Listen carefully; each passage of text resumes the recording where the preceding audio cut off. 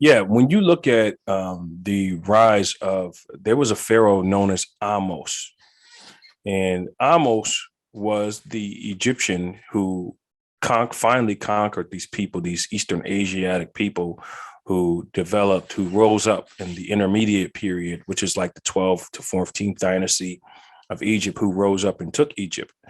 Amos was a native Egyptian from the south who basically brought Egypt back to world dominance again, to the original native people, and kicked these Hyksos people out of Egypt. Tutmosis the third and Hatshepsut are direct descendants of Amos. And they also wanted to restore what Egypt originally was after these Asiatics had come in and kind of destroyed the native Egyptians' history. So they kind of brought it back. As I mentioned earlier, Hatshepsut brought great monumental monuments and architectures, and Tutmosis used conquering. So they spread a lot of their knowledge through trade, through Hatshepsut, making great connections all the way down to Somalia, Uganda.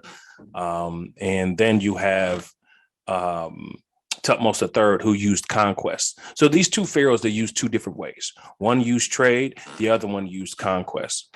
So they were able to bring Egypt back to its full height, known as the New Kingdom, which happens to be the greatest of all Egyptian history, is the New Kingdom.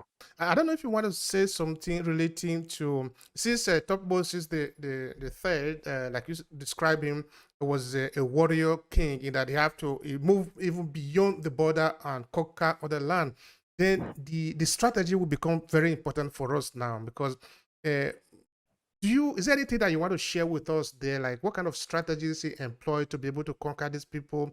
Did all the army come from Egypt, or did they do like the Roman did? Like, the Roman enter a land, then sort of conquer the people, indoctrinate them, put them as part of the army to continue to fight other armies. So the empire just begin to expand and expand. Is there something like that, or they came to the land, they conquer, they go over, or they stay in the land to dominate it and all that? Is there anything that we can hear from there?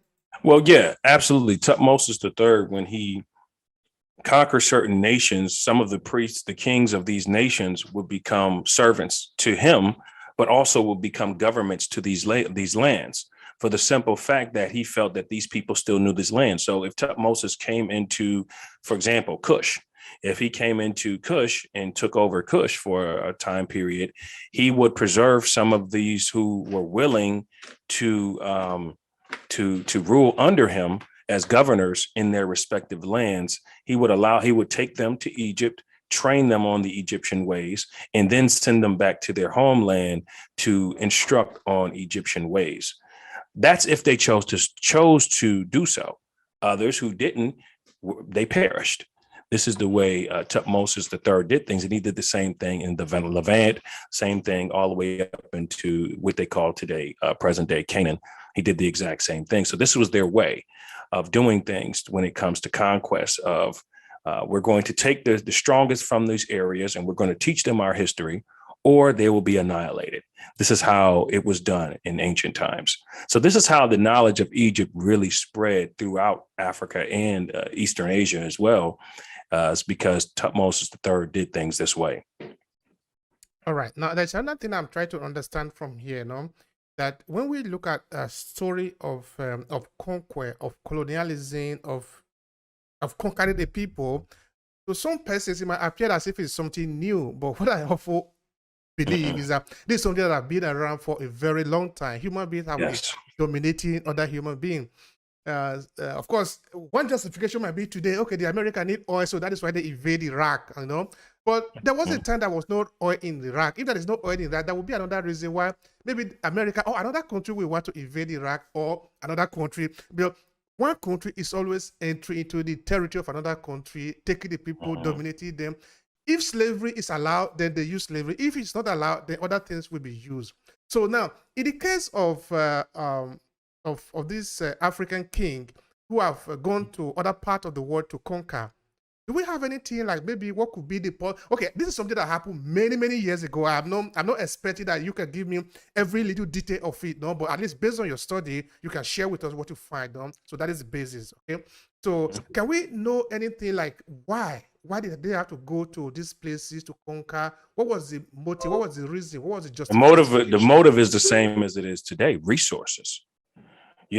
Gold is not indigenous to Egypt. And that needs to be known. So obviously it would be acquired through trade or conquest, one way or the other. So we know that it has always been, Egypt has always given its reverence to the south of it, whether it be Somaliland, whether it be Kenya, whether it be Uganda, whether it be modern day Ethiopia, which was called the land of Pun at the time. These nations had great wealth that Egypt wanted. So whether it was through trade or conquest, Egypt used its power to its army, its military forces to, subjugate these other nations at that time, and also to unite the known world of Africa at that time.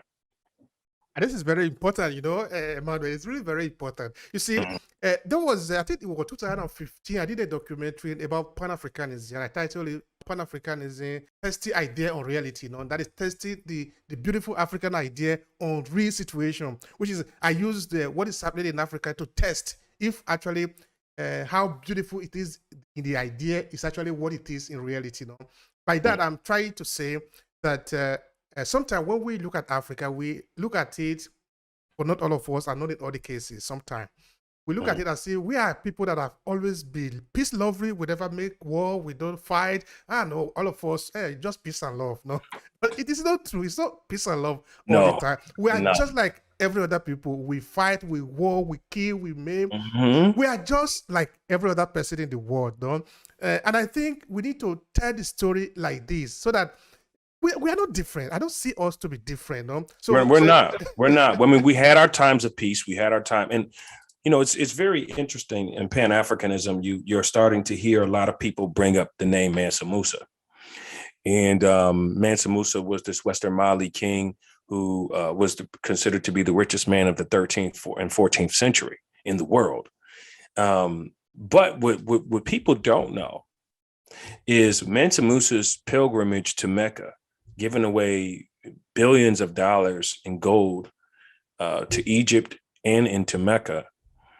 This knowledge became known to Europeans and Arabians on the wealth that sub-Saharan Africa had due to Mansa Musa's pilgrimage. And this is why you see in 1492, 1493, where you start to see all these mercenaries being sent to places like Africa, India. Shortly after the reign of Mansa Musa, you start to see Europeans start to set out. They call them today explorers.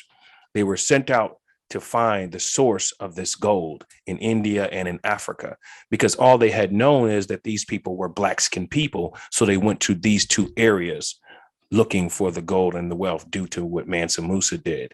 And they also knew that he was a Muslim. So they were going into areas that they thought that they would find this gold. And in 1493, they had finally circumvented Africa and began what we know today as white supremacy.